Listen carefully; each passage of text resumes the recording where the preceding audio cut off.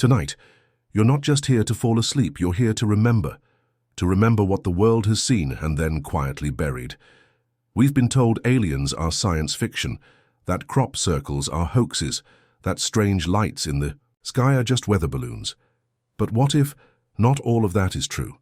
In this series, I'll take you through 15 real stories, cases documented, reported, sometimes even declassified, that suggest we may not be alone.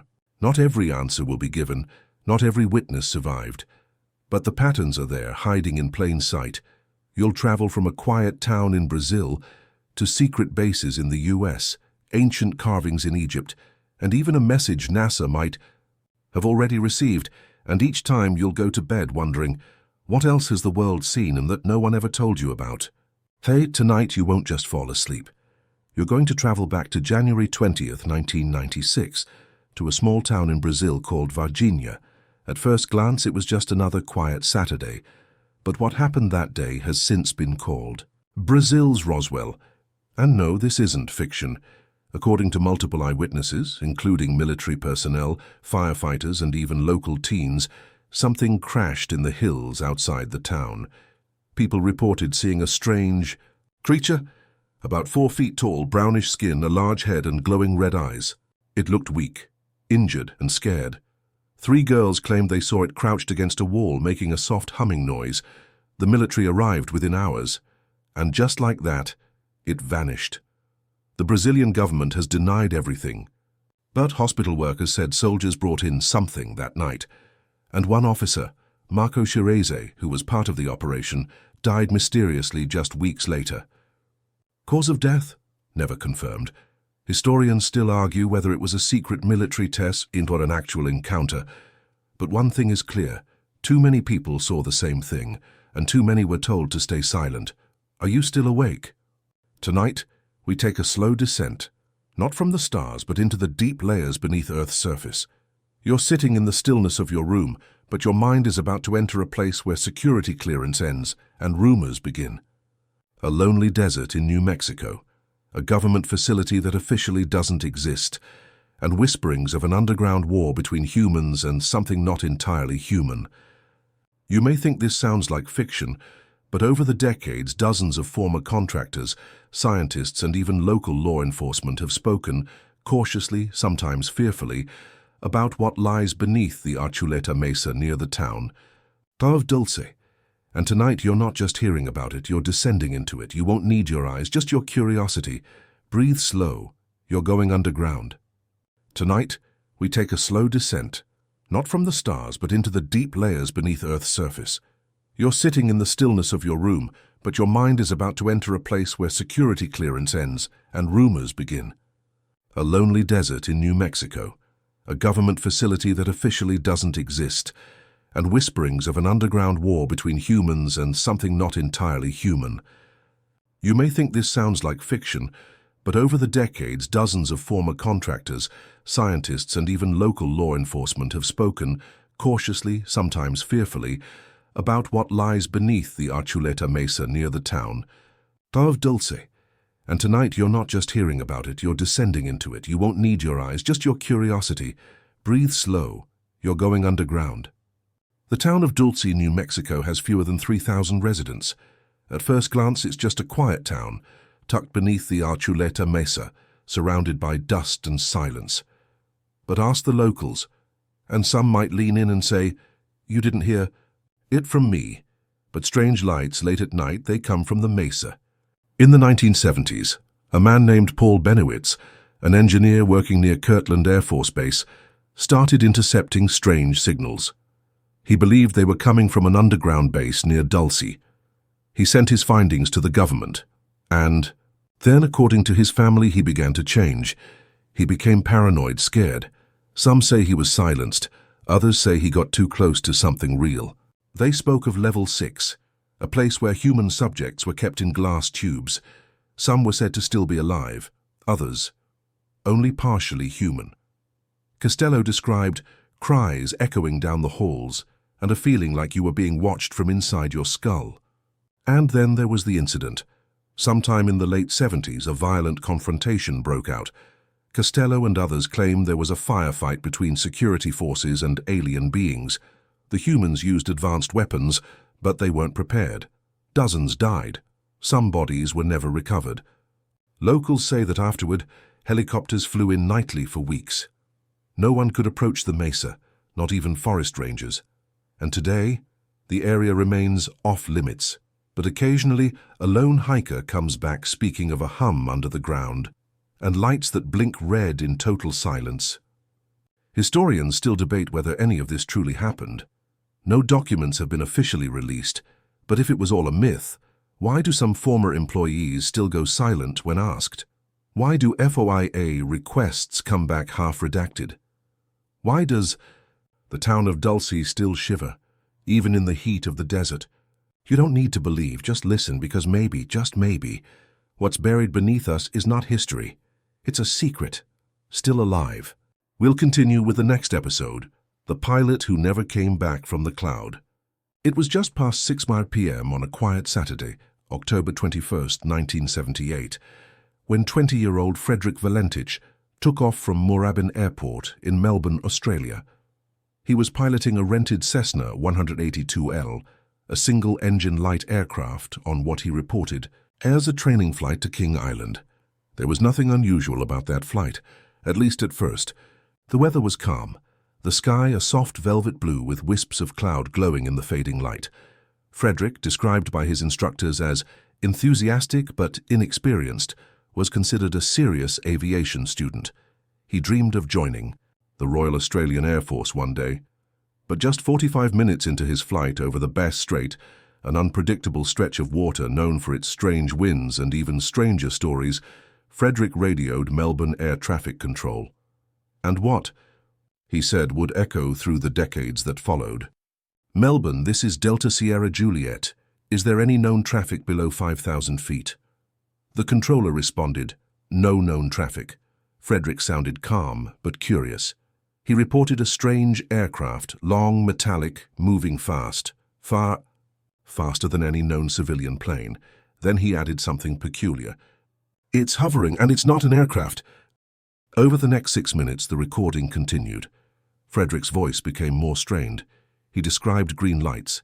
He said the object orbited above him, moved erratically, then disappeared, only to return seconds later. Then, silence. The last sound ever recorded from Frederick's plane was described as metallic scraping, lasting 17 seconds. After that, no voice, no engine, just silence. His aircraft was never found. No wreckage, no body, no trace of fuel or debris. Despite massive search efforts by air and sea, the Cessna had vanished, as if swallowed by the sky. Official investigations by the Australian Department of Transport concluded only one thing: cause undetermined, but unofficially, theories bloomed. Some believed he faked his death to escape. Others whispered about a secret suicide. But one theory stood out because of his last words and because of the witnesses. 5 separate witnesses reported seeing a strange green light in the sky over Bass Strait that same evening. One of them, a farmer, claimed he saw a plane with a bright object circling it before both disappeared behind the trees. And here's where it gets even stranger. Frederick had a long-standing obsession with UFOs. Days before the flight, he told his girlfriend, "If a UFO gets me, just know I meant to go." Some people called him unstable. Others said he knew something we didn't. To this day, the Valentich disappearance remains one of the most mysterious UFO-related aviation cases in the world. The audio tape is publicly available, chilling in its honesty. Some historians still debate whether he was hallucinating or taken. What do you think happened to Frederick Valentich? Did he vanish into thin air, or was he invited into it? Either. Wait tonight. As you lie down and close your eyes, imagine looking up through a cockpit window and seeing something no one else can see. As you lie back and breathe in the silence of the night, remember, not all messages are meant for human ears. In the next chapter, we'll uncover one of the most mysterious transmissions ever recorded, a 72-second signal from deep space captured by a lone telescope in Ohio. Was it a mistake, a glitch, or someone or something when saying hello. Close your eyes and prepare for the moment the universe might have whispered to us. Coming up next, the signal that lasted 72 seconds. It was a quiet summer evening in 1977 at Ohio State University. The air was thick and still, the kind that made every breath feel slightly heavier. Inside a small, nondescript building sat a massive radio telescope with the unassuming name Big. Big Ear was part of a long-running project to scan the skies for signals, not just from stars or planets, but from intelligent life. It was a hopeful dream, mostly seen as academic fantasy, until August 15, 1977. At exactly 10:16 p.m., the machine picked up something strange, a radio signal, incredibly strong, that lasted for 72 seconds and then vanished. The data was printed out on sheets of paper using coded alphanumeric text. Jerry Eman, the astronomer reviewing the data, circled the printout and wrote one word next to it: wow. That's what it's been called ever since. The wow signal. What was so unusual? The frequency, 1420 MHz, matched exactly the natural emission of hydrogen, the most abundant element in the universe.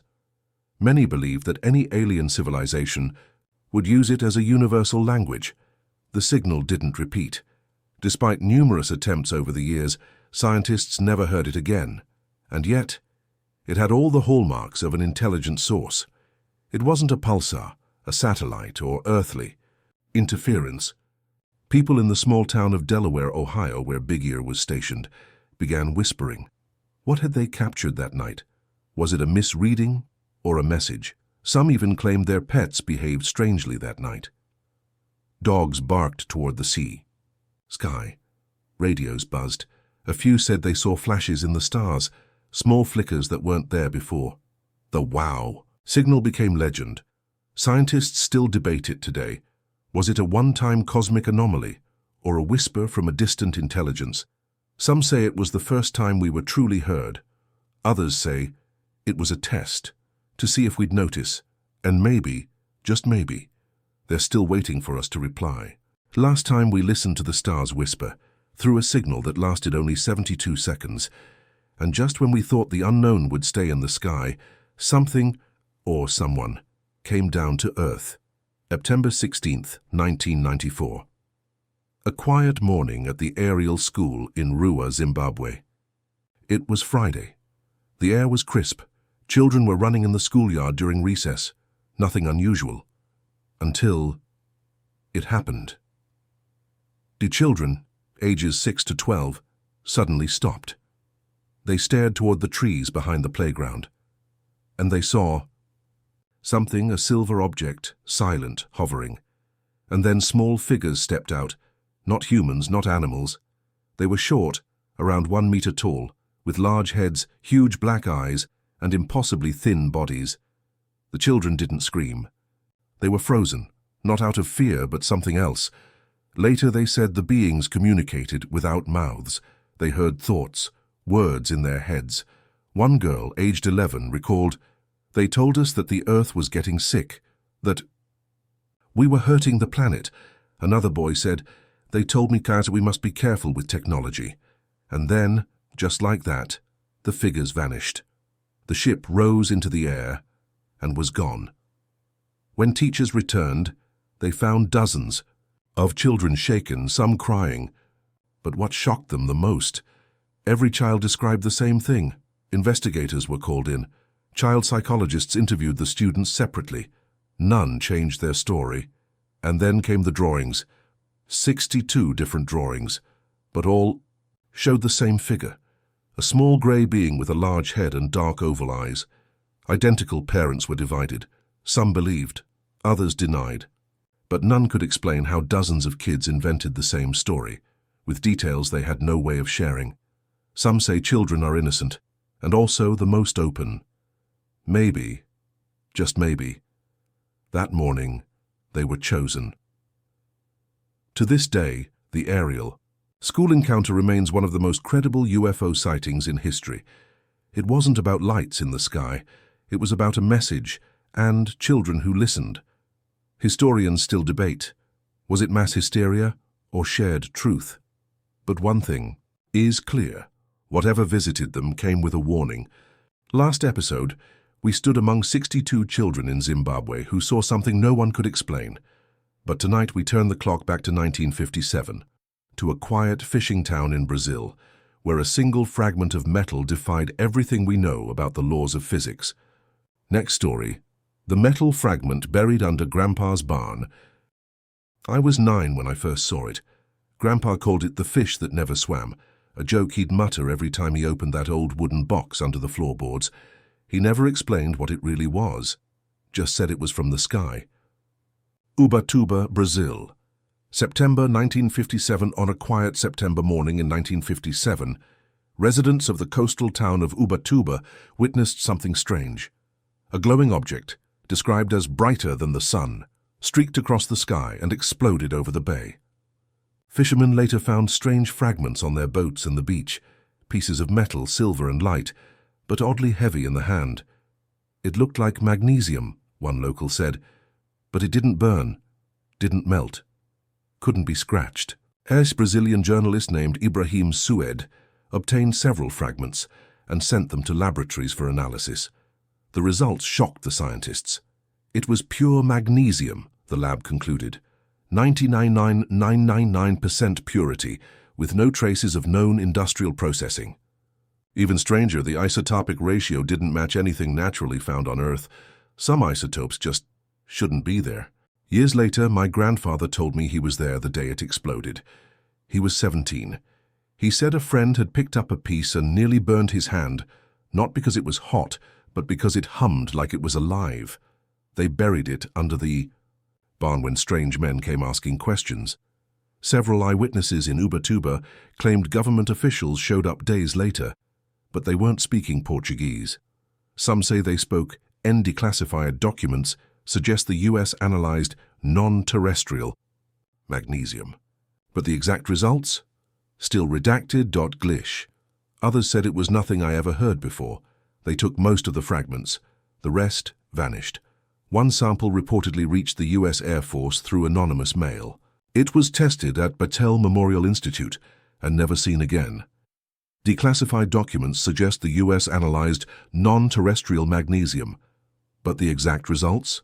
Still redacted. When Grandpa passed, I inherited the land. I almost forgot about the box until I heard the low hum again. It was still there, unchanged, cold, impossibly smooth, and when I held it, I felt, just for a moment, like someone, or something, was watching me. Historians still debate. Was it part of a meteor?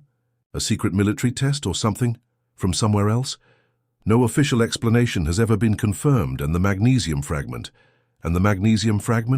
Still humming. Next time we dive into a bizarre hijack of the British Evening News by a voice calling itself Vrillon of the Ashtar Galactic Command. It was a quiet Saturday evening in southern England. The date, November 26, 1977. At precisely 5:10 p.m., thousands of viewers across the Hampshire region were watching Southern TV's nightly news. The usual hum of the newscaster's voice carried on until something strange began to happen. The screen flickered but did not cut out. The picture stayed, but the audio changed. A deep, mechanical voice replaced the broadcasters, calm, slow, and echoing, as if coming from inside a cave. It spoke with a British accent, but there was something not quite human in its rhythm. This is the voice of Vrillon, a representative of the Ashtar Galactic Command.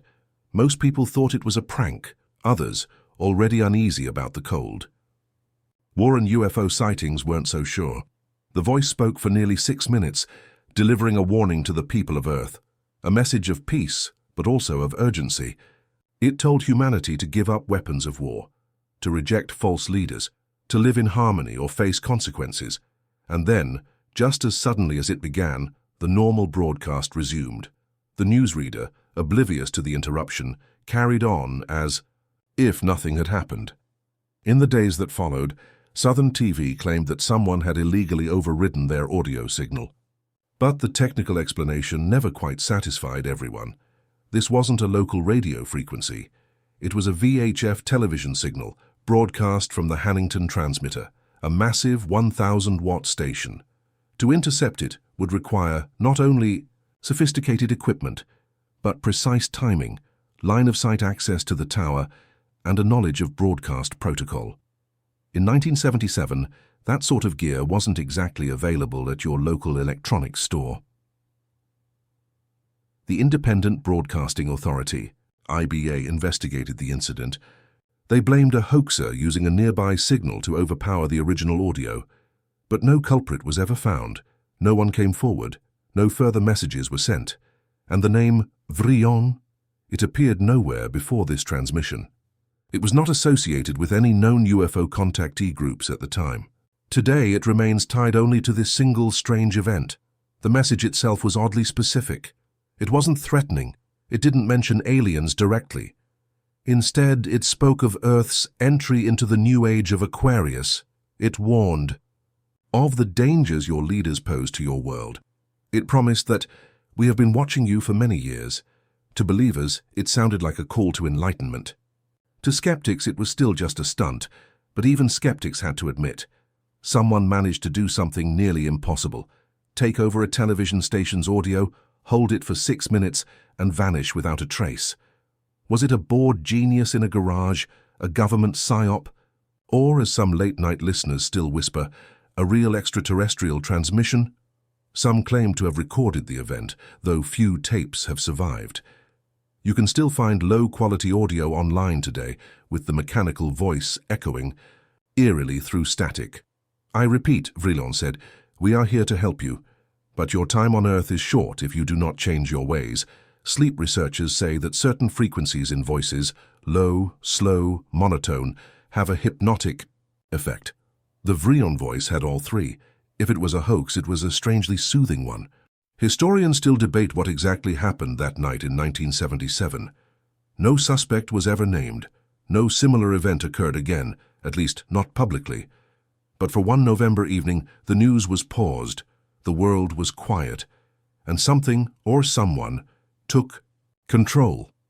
As the sun set over the fields of Hampshire, televisions buzzed softly. The picture stayed still. But the voice came from elsewhere. Maybe it was just a broadcast glitch. Maybe it was a signal from beyond. Either way, it left. No trace, just questions. You're sitting under a wide Ohio sky on a warm August night in 1977. The air smells like cut grass and ozone. The stars above you are steady, patient, quiet. But just 15 miles away, in a windowless control room at the Ohio State University's Big Ear Radio Observatory, something is screaming from the cosmos. It only lasts 72 seconds. No one sees it happen in real time.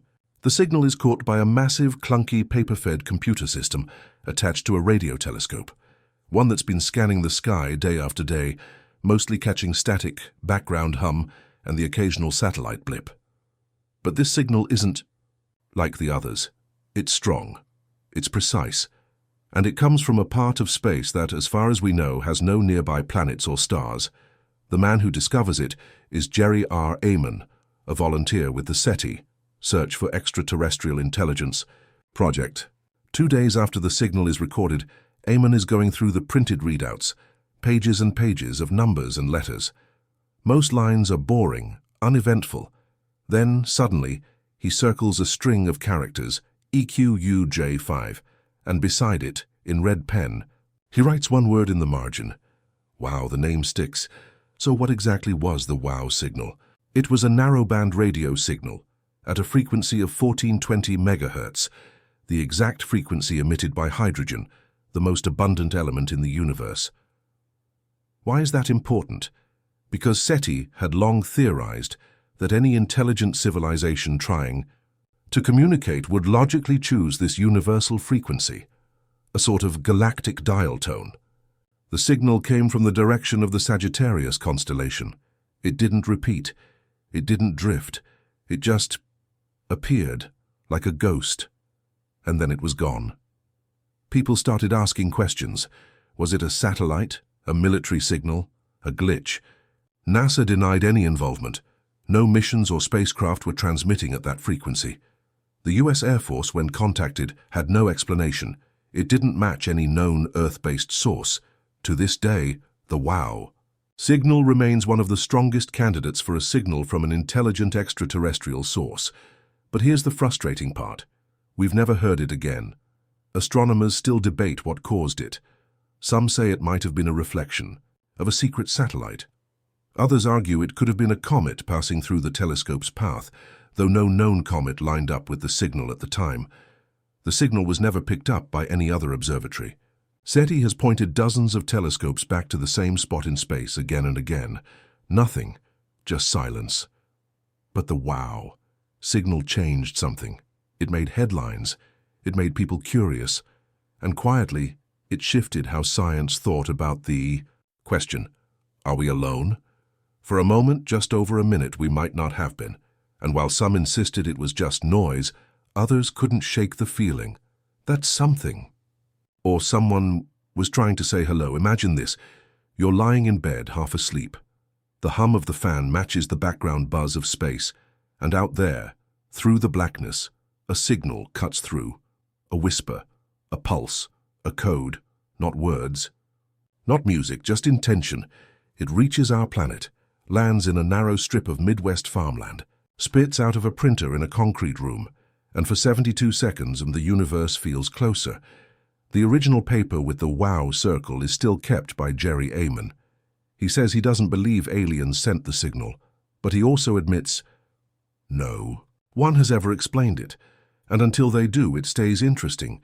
That's the thing with space, it doesn't shout, it barely whispers, and you have to listen very carefully to know when it speaks. You've just crossed into New Hampshire's White Mountains.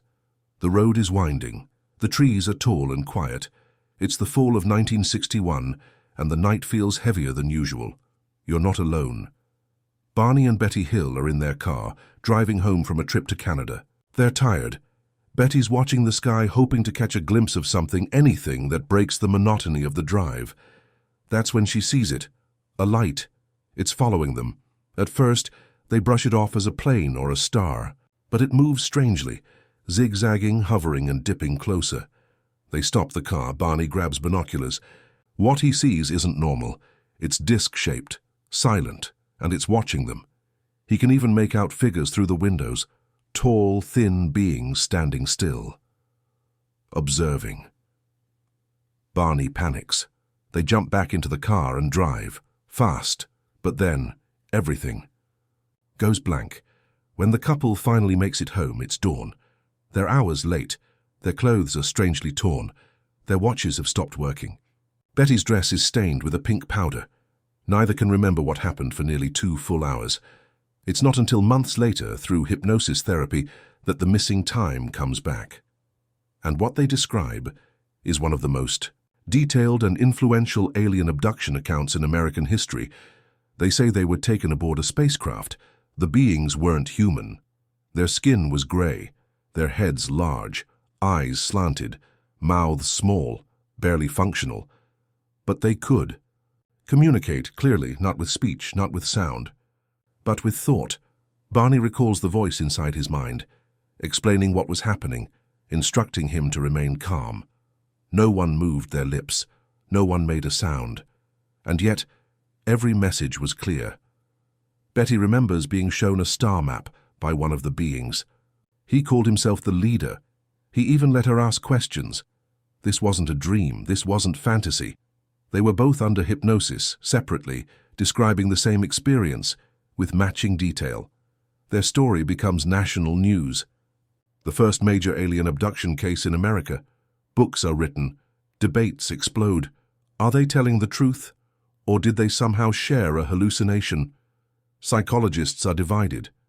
Some call it a stress reaction. Barney and Betty were an interracial couple in the early 60s, a source of daily anxiety. Others point to consistency in their accounts and the physical evidence. Their watches never worked again. The dress was tested and found to contain rare materials.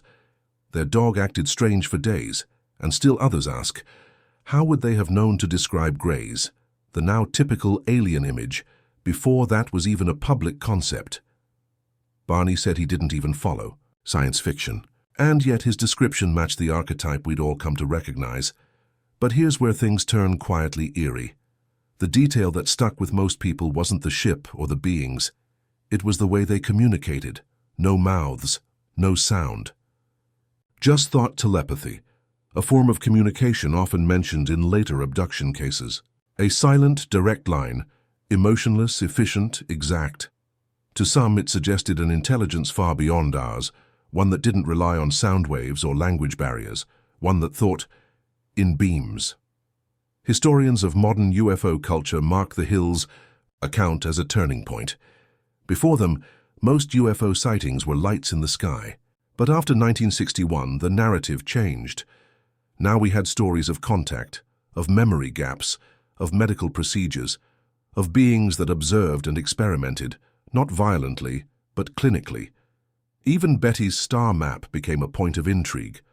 Years later, amateur astronomer Marjorie Fish claimed the map matched the Zeta Reticuli star system, a pair of stars 39 light-years away, invisible to the naked eye, but real.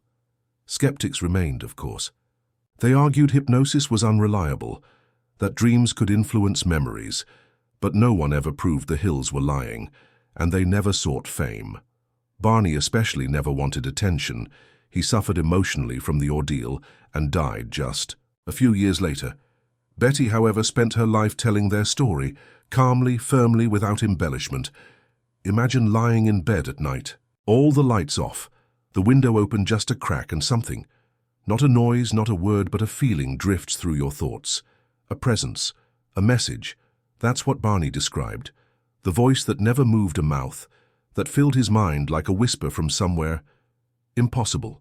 You're standing before a rock wall, its surface sun-scorched and ancient. The carvings are thousands of years old, older than your country, older than your alphabet, older than your understanding of time. But as you look closer, your heart skips a beat. That figure, its head is too large, the eyes too round, and above it, a circular disk in the sky, radiating lines, hovering, watching. Welcome to Chhattisgarh, India, where the Sharama caves hide an uncomfortable image. Paintings dated over 10,000 years old show human-like beings with oval heads and no noses, some floating, others interacting with humans. Locals say these are depictions of the Rohila people, a term passed down through tribal legends. They came from the sky, villagers say. They taught our ancestors, then they left. No one knows who painted them, but the resemblance to modern grey aliens is uncanny. Now fast forward and fly to Val Camonica, Italy, or the remote Tassili Naja caves in Algeria. These are not connected cultures. They're separated by continents and thousands of years. And yet, in each location we find humanoid figures wearing what look like helmets, with antennae and strange tools in their hands. Some appear to float. Others hold what resembles a staff or control device. Their postures are not tribal, they are commanding. Archaeologists label them as shamans or deities, but the images don't quite fit those labels. They look too technical, too mechanical, too alien. At Wandjina rock sites in Australia, Aboriginal mythology describes the sky beings, creators of the world, painted with white faces, large black eyes, and no mouths. Their images are still sacred today. Locals refuse to repaint their eyes, saying the Wandjina are not dead. They are watching. From Peru to Siberia, from Egypt to Easter Island, the story repeats. Wall carvings, skyships, gods from above. Each civilization isolated, each one leaving behind the same visual clues. Coincidence or collective memory? Let's go to Peru, to a place called Toro Muerto. Among the carved stones, most just geometric shapes, you find something odd. A figure, with a spherical helmet, large eyes, and what looks like gloves and boots. Beside it, a circle in the sky, emitting rays. People say it's a sun symbol. But why is the sun only above this one figure? Locals believe these stones tell the story of the sky teachers. They say their ancestors didn't invent knowledge. It was given to them. Now look at Egypt. While most focus on the pyramids, there's something curious in Abydos Temple, a carving showing what looks like a helicopter, a submarine, and even a UFO-shaped disc. Skeptics argue it's the result of palimpsest erosion, where one carving was layered over another. But no one has fully explained how such recognizable shapes could emerge by accident. Even stranger is the Dendera light relief, showing a serpent inside a bulb-shaped glass connected to a tube. It eerily resembles a modern light bulb with an energy coil. Were these artistic metaphors or technical memories?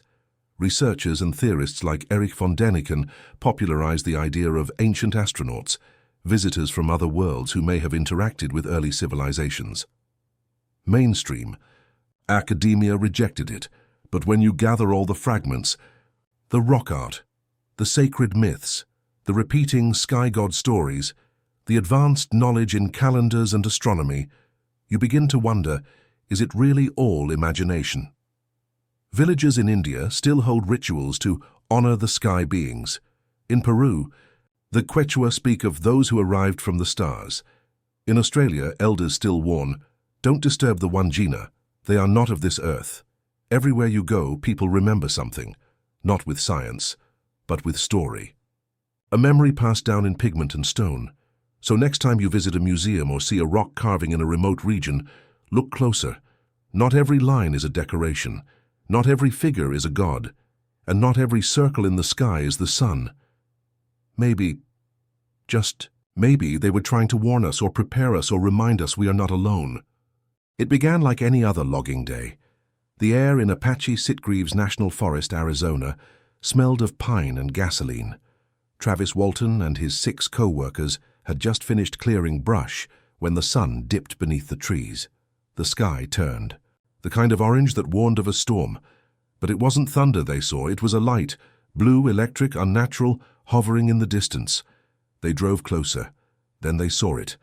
A disc-shaped craft, 20 feet wide, glowing, floating 15 feet, above the forest floor, buzzing like 1,000 beehives. Its surface shimmered like liquid metal. Travis got out of the truck. The others shouted, "Don't go near it." But he did. Seconds later, a beam of light shot down, a bolt so bright it knocked Travis off his feet. He rose into the air, his body limp suspended. Then he was gone. The men panicked. They drove away. And when they returned minutes later, Travis wasn't there. A manhunt began. Search dogs, helicopters, hundreds of volunteers. The town whispered, "Murder, hoax," but other men passed lie detectors. They were terrified, consistent. No one could explain it. Then, 5 days later, Travis Walton stumbled into a phone booth, dazed and weak. He said just one thing. "They took me." What happened in those 5 days? Travis described waking up inside a craft, unable to move. He was surrounded by beings with large heads, small mouths, and deep, unblinking eyes. They didn't speak, but he could feel their thoughts in his mind. He said they touched his chest, scanned him with lights. The walls were smooth, glowing, no buttons, no switches. He remembered a human-like figure in a suit, leading him to another room, and then nothing. He woke up near a gas station, 30 miles from where he vanished. The public exploded. News vans crowded the small Arizona town. Skeptics called it a hallucination. But Travis never changed his story. In 1978, he passed a polygraph test. So did his co-workers, again. The National Enquirer awarded them $5,000 for Best UFO Evidence of the Year. But what truly makes this story last is not the media frenzy, it's the storm. Because before Travis disappeared, locals reported unusual lightning, bolts that stayed still in the air. No thunder followed. Animals hid. Radios crackled with static. After his return, a burn mark the size of a truck was found where the craft had hovered. Trees nearby grew faster and taller in the years that followed. Scientists called it radiation. Locals called it something else. They came back. Travis's life was never the same. He avoided publicity for years, but when he did speak, he said this. "They weren't trying to hurt me. It was like, I got in the way, they fixed me, then let me go, and to this day the official explanation is silence." NASA never commented. No agency investigated further, but the story never faded, because somewhere, in that Arizona forest under the smell of pine and gasoline, something else happened, something that no storm could explain. As the stars drift quietly above and the night grows still, we've reached the end of tonight's journey. We've walked through forests lit by strange lights, listened to voices that spoke without mouths, and followed the quiet trails of forgotten signals and hidden truths. Some say these are just stories, coincidences wrapped in mystery. Others believe they're pieces of something much bigger, waiting to be understood. But for now, close your eyes. Let the weight of the day melt away. There's nothing to fear in the quiet of the night. Just questions and stars and the slow rhythm of your breath. As you drift off to sleep, I'll leave you with one thought. Do you believe we are truly alone in the universe? Or has someone, somewhere, already said hello? Sleep well, dream softly, and maybe, just maybe, we'll meet again somewhere beyond the sky. Good night.